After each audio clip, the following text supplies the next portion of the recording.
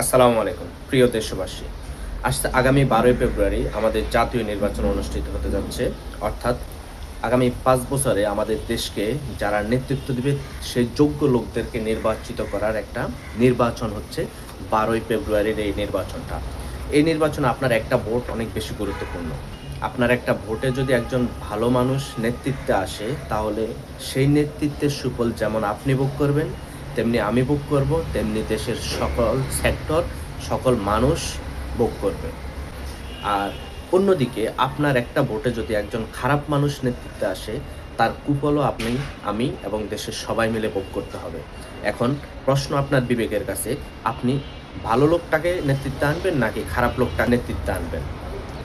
এই উত্তরটা আপনার বিবেকের কাছে ছেড়ে দিলাম। আমার এখানে আর কিছু বলার নাই। বিবেক আপনারও আছে, আমারও আছে, দেশের মানুষেরও আছে। আর বিবেকের বিষয়ে আল্লাহ আপনাকে অবশ্যই প্রশ্ন করবে। বিবেকের জবাব আল্লাহর কাছে দিয়েন, আমার কাছে দেওয়া লাগবে না। এখন আসেন, এই নির্বাচনের পাশাপাশি আমাদের একটা গণভোট হতে যাচ্ছে। গণভোট মানে হচ্ছে দেশের সকল মানুষের ভোট। অর্থাৎ যারা ভোট দিবেন তারা পাশাপাশি একটা গণভোট দিতে পারবেন। গণভোট কি? গণভোট হচ্ছে হ্যাঁ এবং না, দুইটা উত্তর। হ্যাঁ, না। হ্যাঁ হচ্ছে কখন? যখন আমি রাজি আছি তখন হ্যাঁ, আর যখন রাজি নাই তখন হচ্ছে না। বুঝতে পারছেন? এখানে আগামী রাষ্ট্র বিনির্মাণে কিছু শর্ত আছে, 12টা শর্ত। ঠিক আছে, টোটাল 12টা শর্ত। এই 12টা শর্তের সাথে যদি আপনি একমত হন তাহলে দিবেন হ্যাঁ ভোট, আর যদি আপনার মতানৈক্য থাকে তাহলে দিবেন না ভোট। ঠিক আছে, অর্থাৎ আপনি যদি চান যে 12টা শর্ত মেনে দেশ চলুক, তাহলে হচ্ছে আপনি হ্যাঁ ভোট দিবেন। আর যদি চান যে 12টা শর্ত মেনে দেশ না চলুক, দেশের মতো ওই যে হাসিনার মতো করে চলুক, ফ্যাসিস্ট আমলে যেভাবে চলছে সেভাবে চলুক, তাহলে আপনি না ভোট দিবেন। তাহলে চলুন এক নজরে দেখে আসি এই 12টা জিনিস কি। এই গণভোটে হ্যাঁ বা না ভোট দিতে হবে। হ্যাঁ ভোট দিলে কি কি পাবেন? আপনি 12টা জিনিস পাবেন। 12টা কিভাবে আগামী রাষ্ট্র চলবে সেটা ঠিক করতে পারবেন। কি কি সেটা একটা একটা করে বুঝে দেখি। শুনেন মন দিয়া।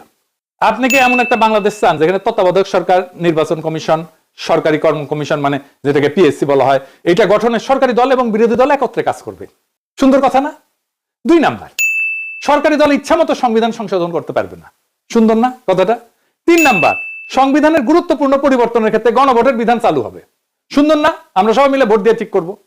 4 নাম্বার, বিরোধী দল থেকে ডেপুটি স্পিকার এবং গুরুত্বপূর্ণ সংসদীয় কমিটি সমূহের সভাপতি নির্বাচিত হবেন বিরোধী দল থেকে। সুন্দর না? যত মেয়াদী হোক কেউ সর্বোচ্চ 10 বছরের বেশি প্রধানমন্ত্রী থাকতে পারবে না। সংসদের নারীর প্রতিনিধিত্ব পর্যায়ক্রমে বাড়বে। ক্ষমতার ভারসাম্য প্রতিষ্ঠার জন্য পার্লামেন্টে একটা উচ্চ কক্ষ গঠিত হবে। দেশের বিচার ব্যবস্থা স্বাধীনভাবে কাজ করবে। সুন্দর কথা না? আপনার মৌলিক অধিকারের সংখ্যা বাড়বে। কি রকম একটা মৌলিক অধিকার হইতেছে ইন্টারনেট সেবা কখনো বন্ধ করা যাবে না, এটাকে মৌলিক অধিকার হিসেবে ঘোষণা দিবে। তার হাসিনা এটা বন্ধ করে দিছিল। দণ্ডপ্রাপ্ত অপরাধীকে রাষ্ট্রপতি ইচ্ছা মতো ক্ষমা করতে পারবে না। ফাঁসি দিলেও তো ক্ষমা করে দেয়, জেল দিলেও ক্ষমা করে দেয়।